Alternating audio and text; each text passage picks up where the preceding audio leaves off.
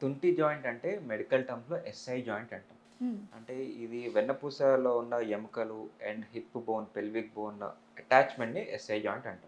Okay.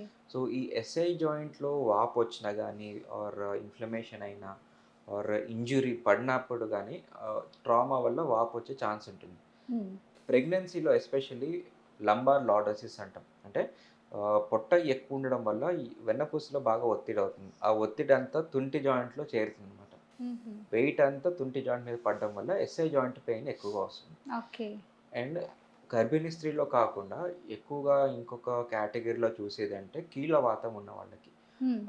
స్పాండిలో arthritis అంటాం. Okay. Ankylosing spondylitis గానీ, rheumatoid arthritis కానీ, ఎనీ ఆటో ఇమ్యూన్ కండిషన్స్ వల్ల వచ్చే జాయింట్ ఇన్‌ఫ్లమేషన్స్‌లో ఎక్కువగా చూసుకునేదంటే ఎస్ఐ జాయింట్ ఆర్థ్రోపతి అంటాం. హ్మ్. SI joint arthritis. సో, ఇది ఎస్ఐ జాయింట్ ఎలా చెప్పుకోవచ్చంటే ఇది వెన్నపూస ఉంటుంది. ఈ హ్మ్. వెన్నపూసలో సేక్రమ్ ఉంటుంది, టెయిల్ బోన్ ఉంటుంది. హ్మ్. సో, ఇది వెన్నపూసలో చిన్న స్ట్రక్చర్స్. ఇది ఓకే. హిప్ జాయింట్‌లో ఉన్న పెల్విక్ బోన్, ఇలియాక్ బోన్ అంటాం.